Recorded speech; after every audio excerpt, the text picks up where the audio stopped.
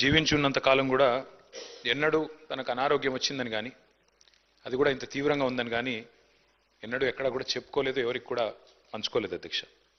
వారు ఆ రకంగా చాలా గుంభనంగా తన వ్యక్తిగతమైన సమస్యలు కానీ వ్యక్తిగతమైన ఆరోగ్యపరమైన విషయాలు కానీ చాలా రహస్యంగా, ఒక రకంగా చెప్పాలంటే చాలా ప్రైవేట్గా వారు మెయింటైన్ చేసినారు అధ్యక్ష. కానీ పబ్లిక్ పరంగా మాత్రం, అంటే ఇందాక ముఖ్యమంత్రి గారు అదేవిధంగా శాసనసభ వ్యవహారాల మంత్రి గారు చెప్పినట్టు, హైదరాబాద్ మహానగరంలో జుబ్లీహిల్స్ అంటేనే ఒక సంపన్నులు నివసించే ప్రాంతంగా పేరుంది అధ్యక్ష.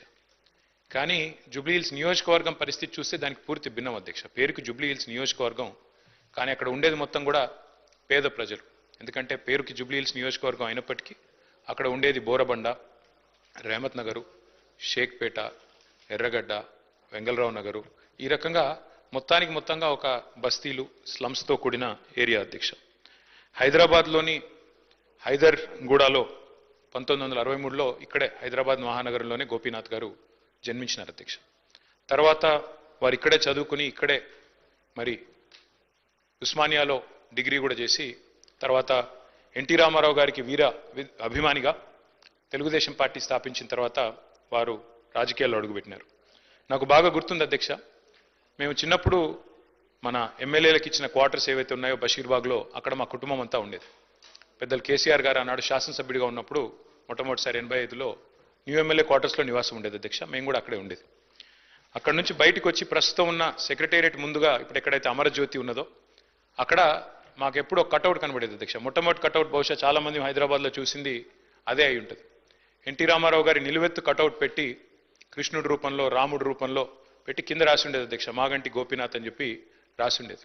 ఒక రకంగా చెప్పాలంటే హైదరాబాద్లో ఈ కటౌట్స్ కల్చర్ కానీ, రకంగా చెప్పాలంటే ఆనాడు తెలుగుదేశం పార్టీ అధికారంలో ఉన్నప్పుడు ఈ రకంగా మరి ఒక పర్మనెంట్గా ఒక కటౌట్ తనకంటూ ఏర్పాటు చేసుకున్న నాయకుడు మాగంటి గోపీనాథ్ గారు. వారు చాలా క్రియాశీలంగా ఉండేది అధ్యక్ష రాజకీయాల్లో. చిన్న స్థాయి నుంచి కూడా మరి మొదటి నుంచి కూడా చాలా క్రియాశీలంగా విద్యార్థి దశ నుంచి కూడా రాజకీయాల్లో ఉన్నారు. తెలుగు యువతలో పనిచేశారు. ఒక పార్టీ, ఒక నాయకుడిని నమ్ముకుంటే చివరిదాకా వారు ఒకసారి ఎన్టీ రామారావు గారి నాయకత్వంలో నడిచారు. తర్వాత తెలుగుదేశం పార్టీ ఇక్కడి నుంచి మాయమైన తర్వాత వారు కేసీఆర్ గారితో కలిసి మరి కష్టం వచ్చినా నష్టం వచ్చినా మరి 2 సార్లు కేసీఆర్ గారి నాయకత్వంలో ఎమ్మెల్యేగా గెలిచి మొదటిసారి ఎన్టీ రామారావు గారి పార్టీ తెలుగుదేశం పార్టీలో 14లో ఆనాడు మరి గెలిచి తర్వాత మరి టీఆర్ఎస్ నుండి కూడా 2 సార్లు ఎమ్మెల్యే అయినారు అధ్యక్ష. ముఖ్యమంత్రి గారు చెప్పినట్టు హ్యాట్రిక్ కొట్టడం ఎమ్మెల్యేలకు అంత సులువు కాదు అధ్యక్ష.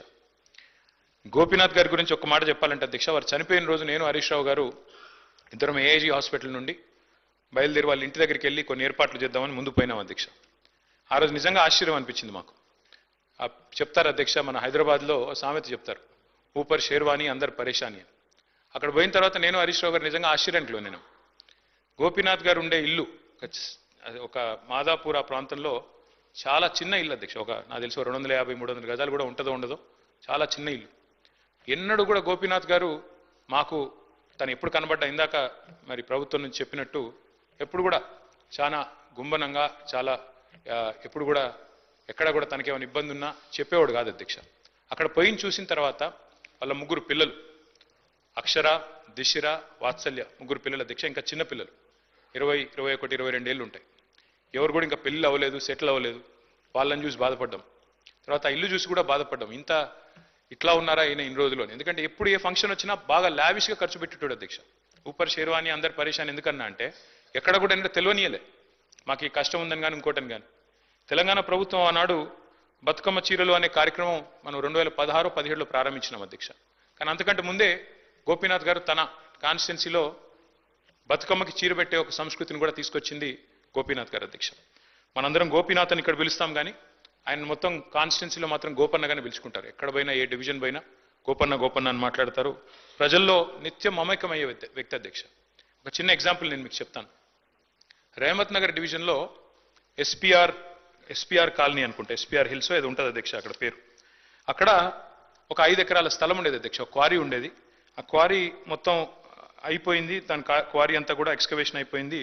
అక్కడ కబ్జా పెట్టడానికి చుట్టూ బస్తీలు అవి ఉన్నాయి, అక్కడ కొంతమంది కబ్జా పెట్టడానికి ప్రయత్నం చేస్తూ ఉన్నారు లోకల్ వాళ్ళు కొంతమంది. ఎవరు గోపీనాథ్ గారు పట్టుబట్టి ఆనాడు ప్రభుత్వంలో ఉన్న మా అందరినీ కూడా తీసుకెళ్ళి ఆ ప్లేస్ చూపెట్టి అక్కడ ఒక మంచి పిల్లలు ఆడుకునే ఒక గ్రౌండ్, అదేవిధంగా అక్కడ కమ్యూనిటీ అంతా గ్యాదర్ అయ్యి చేసుకునే కార్యక్రమాలు చేయాలని చెప్పి పట్టుబట్టి దాన్ని ఒక గ్రౌండ్గా తీర్చిదిద్ది అక్కడ బతుకమ్మ వేడుకలు కానీ, అట్లాగే రంజాన్ అప్పుడు అక్కడ కార్యక్రమాలు చేయడమే కానీ, క్రిస్మస్ వేడుకలు చేయడం కానీ, ఇవన్నీ కూడా చాలా జాగ్రత్తగా చేసేటాడు అధ్యక్ష.